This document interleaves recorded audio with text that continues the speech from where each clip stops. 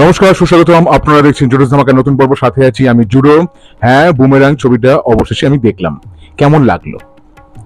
Boomerang ছবি হচ্ছে বিজ্ঞানী সমর সেনের কাহিনী।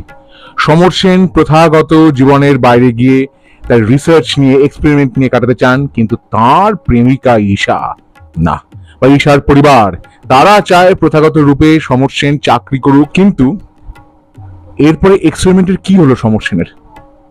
আপনারা ট্রেলার দেখে তো বুঝেই গেছেন যে একটি হিউম্যানয়েড রোবট তৈরি করেছেন সমর সেন, যার নাম নিশা। দেখতে ঠিক তার স্ত্রী ঈশার মতো। এই দুই ভূমিকাতেই অভিনয় করেছেন রুক্মিণী মৈত্র। এরপরে কি হলো? Comedy of errors. Falguni Mukhopadhyay বহু বছর আগে একটি নাটক লিখেছিলেন পুনরায় রবি রায়। সেই নাটক অবলম্বনেই তৈরি হয়েছে সৌভিক কুণ্ডুর এই ছবি।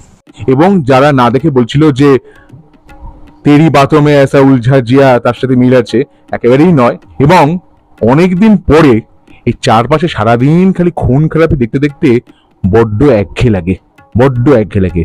ওয়েব সিরিজ বলুন, আবার ওয়েব সিরিজে যখন হাস্যরস ঢোকানোর চেষ্টা করা হয় সেটা হয়ে যায় ভাড়ামির পর্যায়ে। কিন্তু এই ছবিটা দেখে অনেকদিন পরে আমি বেশ ফিক করে হেসেছি।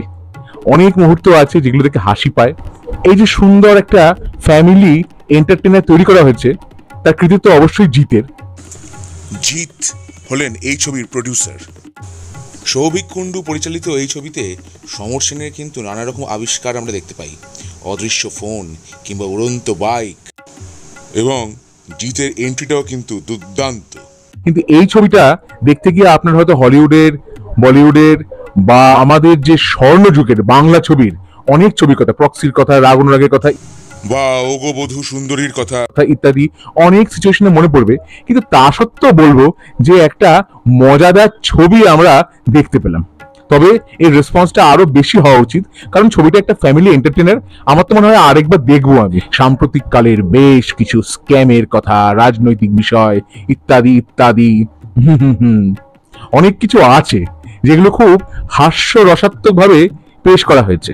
জিৎ সমর সেনের ভূমিকায় খুব ভালো অভিনয় করেছেন। একজন সাধারণ মানুষ মানে আমি বলছি যে তিনি এখানে তো larger than life character play করেননি, তাকে দেখানো হয়েছে একজন জিনিয়াস বিজ্ঞানী। কিন্তু তার সাফল্য, ব্যর্থতা প্রভৃতি দেখে আপনার মনে হবে এ তো একদম ঘোরতর বাস্তব। বিজ্ঞানী সমর সেনকে খুব ভালো লেগেছে। রুক্মিণী মৈত্র এই ছবিতে অভিনয় করেছেন ঈশা এবং নিশার দ্বৈত চরিত্রে, এবং তার অভিনয়, বিশেষত নিশার ভূমিকায় তার অভিনয় খুব ভালো হয়েছে। তার হাসির ভঙ্গিটি এত মজাদার বলবার নয়।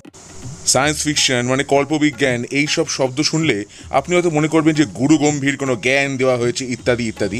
একেবারেই নয়, খুব হালকা, মজাদার, একদম দ্রুত গতির একটি ছবি। সমর সেনের ভাতৃসম অ্যাসিস্ট্যান্টের ভূমিকায় অভিনয় করেছেন সৌরভ দাস। তাঁর চরিত্রের নাম অয়ন। স্বর্ণযুগের ছবিতে আমরা যেরকম দেখতাম যে নায়কের বন্ধু, ভাইয়ের চরিত্রে অনুপ কুমারকে দেখতাম অনেক সময়, সেই স্টাইলে তিনি অভিনয় করবার চেষ্টা করেছেন। রজতাভ দত্ত আছেন জিতের শ্বশুর মশাইয়ের ভূমিকায়, মিস্টার মান্না। অন্যদিকে শ্যামল চক্রবর্তী অভিনয় করেছেন জিতের বাবার ভূমিকায়। খুব ভালো লেগেছে। মানে যারা অভিনয় করেছেন সবাই খুব সুন্দর অভিনয় করেছেন, এন্টারটেইনিং, এবং কোনো সময় আপনি বোর হবেন না। দ্রুত গতিতে ছবিটা একটা দৃশ্য থেকে আরেকটা দৃশ্যে যাচ্ছে। সমর সেনের প্রতিবেশীর ভূমিকায় অভিনয় করেছেন অম্বরীশ ভট্টাচার্য, যিনি কথায় কথায় বলেন ও লাভলি। চ্যাং লির ভূমিকায় অভিনয় করেছেন খরাজ মুখার্জি। তার বেশ কিছু দৃশ্য দেখে বেশ হাসি পায়। আসলে এই ছবিটার মধ্যে এমন কিছু দৃশ্য আছে যেগুলো দেখে আপনি নর্মালি হেসে উঠবেন, আপনাকে হাসতে বলতে হবে না। এছাড়াও বিশ্বনাথ বসু, সৈয়দ আরিফিন, দেবচন্দ্রিমা সিংহ রায়, আয়েশা ভট্টাচার্য, সদ্য প্রয়াত উদয় শঙ্কর পাল, আরও অনেকে অভিনয় করেছেন এই ছবিতে। গানের সুরকার হলেন নীলায়ন চট্টোপাধ্যায়। এই ছবির টাইটেল ট্র্যাক কিংবা বন বন বলে গান, এগুলো শুনতে কিন্তু ভালো লেগেছে। Peppy tracks. অদ্বিতীয়া গানটা গেয়েছেন সোনু নিগম। গানের সুরটা ভালো, মেলোডিয়াস।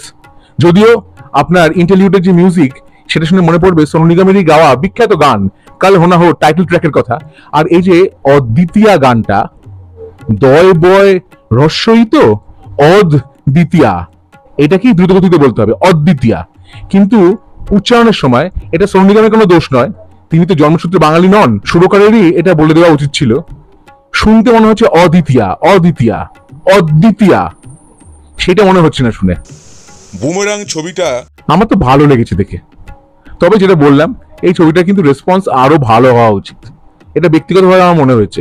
কারণ এতদিন বাদে এই খুন খারাপি ইত্যাদির মাঝে বেশ একটা ফুরফুরে মেজাজের বাংলা ছবি এসেছে, যেটা দেখে ভালো লাগলো। আর জিৎ, যিনি মাসালা মুভিজ প্রচুর করেন, তিনি হঠাৎ করে কমেডি মুভি নিয়ে হাজির হলেন। ভালো, স্বাদ বদল, ভালো লেগেছে। এবং আশা করব এই ছবির যেন একটা সিকুয়েলের ভবিষ্যতে আসে। আবার দেব, পরমব্রত, আবির চট্টোপাধ্যায় এরাও কিন্তু আছেন। হ্যাঁ, দেব কিন্তু আছেন। কিভাবে আছেন আপনারা যারা দেখেছেন এতদিনে জেনেই গেছেন, কিন্তু আমি বলছি না, কারণ আপনারা যারা দেখেননি বা নতুন ছবি রিলিজ হয়েছে এটা আমি বলবো না, কিন্তু তিনি আছেন। কিভাবে আছেন আপনারা নিজেই দেখে নিন। খুব মজাদার, সংলাপে ভরপুর একটি এন্টারটেইনিং ছবি বুমেরাং। তাহলে বুমেরাং দেখে আমার কেমন লাগলো, আমার অভিজ্ঞতা আপনাদের সঙ্গে আমি ভাগ করে নিলাম। আমার ভিডিও ভালো লেগে থাকলে অবশ্যই লাইক করুন, শেয়ার করুন, সাবস্ক্রাইব করুন আমার চ্যানেল, এবং আমার ফেসবুক পেজ জুডোস ধামাকা, সেটাকে লাইক করুন, ফলো করুন। পরের পর্বে ফিরছি নতুন কোনো চমক নিয়ে, নতুন কোনো ধামাকা নিয়ে। হ্যাঁ, স্টেলা ভিস্টা, জুডোস ধামাকা, লেটস ডু দ্য ধামাকা।